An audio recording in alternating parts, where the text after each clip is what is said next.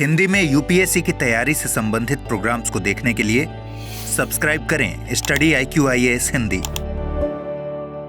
नमस्कार, बहुत बहुत स्वागत है आप सभी का स्टडी IQ-IAS हिंदी में। मेरा नाम है अतुल जैन।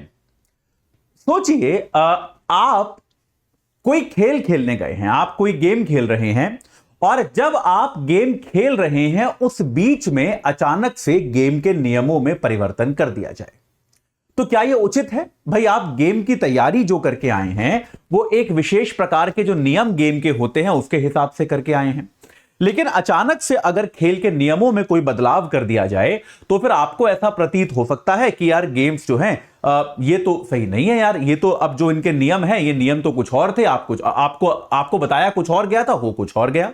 ये बात सही है कि नहीं है? अब सोचिए, आप यूपीएससी का एग्जाम दे रहे हैं। एक बार ऐसा सोचिए कि आप यूपीएससी की परीक्षा की तैयारी कर रहे हैं, उसके लिए पढ़ रहे हैं। आपको बताया गया है प्रीलिम्स होगा, मेंस होगा, और ये खाली बताया नहीं गया, ये इनका नोटिफिकेशन भी आ गया है। लेकिन जब आप एग्जाम देने गए तो आपको बताया गया कि सॉरी, अब नियम थोड़े से बदल गए हैं, आज से ऐसा नहीं, ऐसे एग्जाम होगा। या जब आप एग्जाम दे चुके उसके बाद कहा जाए कि नहीं, अब ऐसा करेंगे, हम यहां पर भी कट ऑफ लगा देंगे, तो आप थोड़ा सा नाराज तो हो गए। तो इसी मुद्दे पर सुप्रीम कोर्ट का एक जजमेंट आया है और सुप्रीम कोर्ट ने कहा है कि कोई भी सरकारी भर्ती की प्रक्रिया, कहीं पर भी अगर रिक्रूटमेंट का प्रोसेस चल रहा है, भर्ती की प्रक्रिया चल रही है, तो उसके बीच में नियमों को बदला जाना पूरी तरह से गलत है और ऐसा कोई भी बदलाव नहीं किया जाना चाहिए। तो सुप्रीम कोर्ट की एक 5 सदस्यीय संवैधानिक बेंच ने यह निर्णय दिया। 5 सदस्यीय बेंच है सुप्रीम कोर्ट की, संवैधानिक बेंच जिसको हम बोलते हैं, उसने निर्णय दिया कि रिक्रूटमेंट की, भर्ती की जो प्रक्रिया है, भर्ती प्रक्रिया के बीच में नियम बदलाव जो है वो उचित नहीं है। भर्ती प्रक्रिया के बीच में अगर नियमों में कोई भी बदलाव होगा तो वो सही नहीं माना जाएगा, इसकी अनुमति नहीं दी जा सकती। ठीक है, और यह याद रखिएगा 2023 में सुप्रीम कोर्ट ने अपना ही एक डिसीजन यहां पर बदला है। 2023 में सुप्रीम कोर्ट ने ही यह कहा था कि यह बात सही है, लेकिन इसको एब्सोल्यूट नहीं माना जा सकता, यानी कि कुछ हद तक नियमों में बदलाव किया जा सकता है।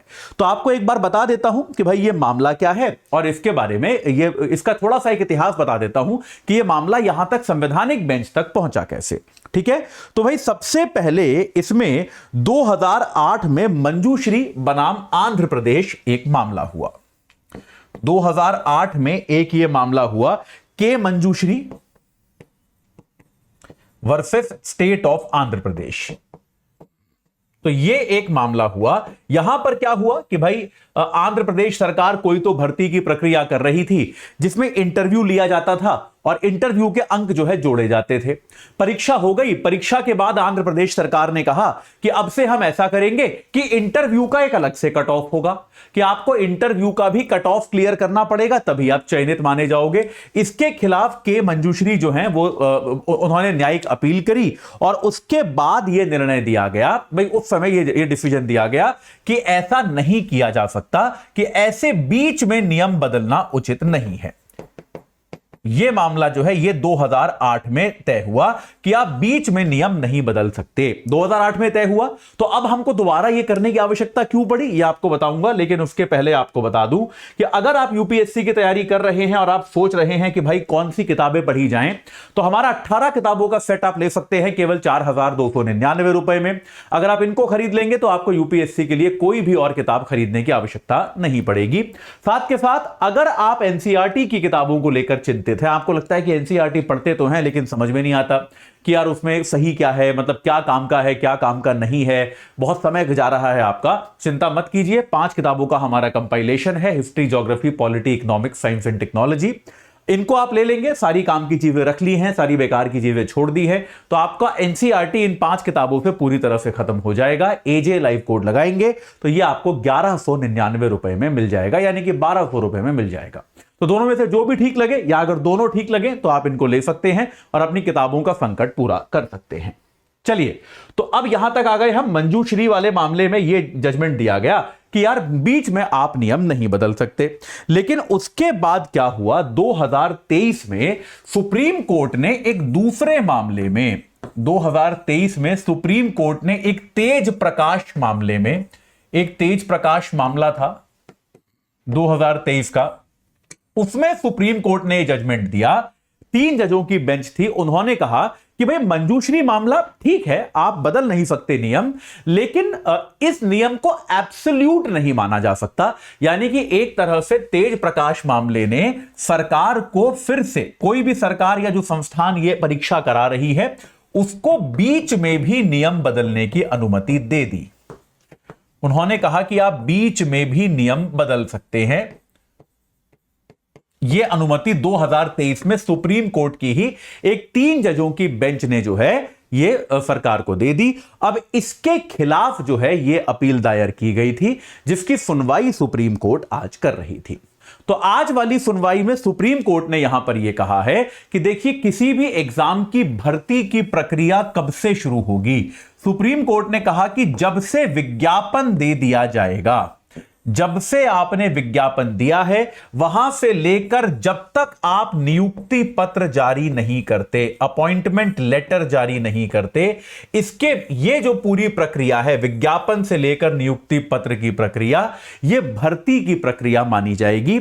और आपने जो प्रक्रिया बना दी है वो आप इसके बीच में नहीं बदल सकते। सुप्रीम कोर्ट ने फिर से मंजूश्री वाला मामला लागू कर दिया है कि यह आपको बिल्कुल भी अधिकार नहीं है कि आप इसकी प्रक्रिया को बीच में बदलें। सुप्रीम कोर्ट ने इसमें कुछ अपवाद दिए हैं, और वो अपवाद क्या है कि या तो कोई ऐसा नियम पहले से बनाया गया हो कि इसमें परिवर्तन तभी संभव, कोई भी इसकी परीक्षा की प्रक्रिया में परिवर्तन तभी संभव होगा, या तो कोई पहले से ही ऐसा नियम बनाया गया हो जिसके अंतर्गत यह कहा गया हो कि यह परिवर्तन कर दिया जाएगा। ठीक है, ऐसा कहा गया हो। जैसे मान लीजिए आपने यह कहा गया हो कि भाई पहले 3 महीने हम ये करेंगे, तो मान लीजिए कोई परीक्षा 2 बार होने वाली है, तो आपने पहले ही कहा हो कि भाई पहली बार जो परीक्षा देगा उसको इतने अंक ग्रेस में मिलेंगे, दूसरी बार वालों को नहीं मिलेंगे, वगैरह वगैरह। एग्जाम्पल दे रहा हूं।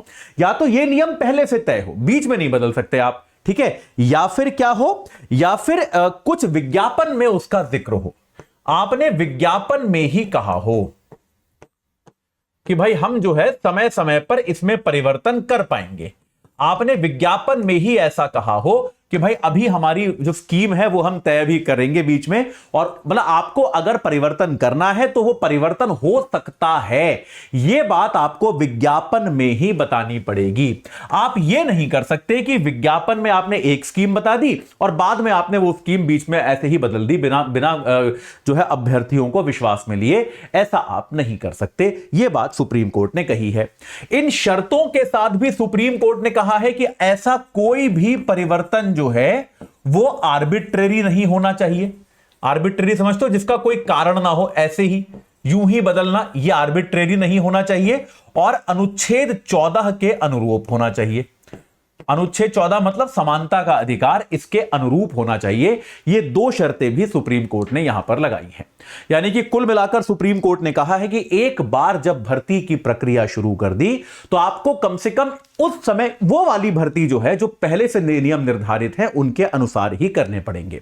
अगर आपको कोई नियम बदलना है तो आप उस अगले साल की या अगली भर्ती की जो प्रक्रिया है उसमें बदल सकते हैं, उसके पहले आप नहीं बदल सकते। और यह मेरे ख्याल से बहुत उचित भी है, बहुत न्यायोचित भी है। मेरे को एक लगान फिल्म का सीन याद आ रहा है, अगर आपको भी, शायद आपने भी देखी होगी, बड़ी चर्चित फिल्म थी।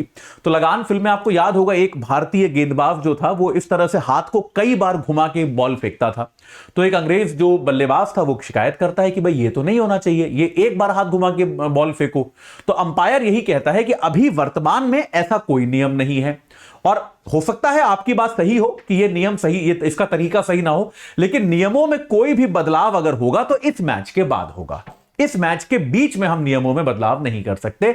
वही बात सुप्रीम कोर्ट ने भी एक तरह से कह दी है कि भाई कोई बदलाव, कोई परिवर्तन अगर होगा तो फिर वो अगली साइकिल से होगा। एक बार जो आपने परीक्षा की प्रक्रिया शुरू कर दी उसमें आपको वही नियम लगाने पड़ेंगे जो चले आ रहे हैं। ठीक है, चलिए, तो अभी के लिए इतना ही। इसको समाप्त करने के पहले आपको फिर से बता दूं, एनसीईआरटी को लेकर कंफ्यूज हो, सिर्फ 1200 रुपए में 5 एनसीईआरटी का हमारा कंपाइलेशन आपको मिल जाएगा। History, geography, polity, economics, science and technology, सब कुछ इसमें कवर हो जाएगा एनसीईआरटी में। इसके अलावा कुछ नहीं करना पड़ेगा। और साथ के साथ अगर यूपीएससी के लिए कौन सी किताबें पढ़ें कौन सी नहीं, ये कंफ्यूजन है, 18 किताबों का हमारा सेट है, वो खरीद लो भाई, एकदम प्रॉब्लम खत्म। बस यही किताबें पढ़ लो, आपको और कुछ यूपीएससी के लिए नहीं पढ़ना पड़ेगा।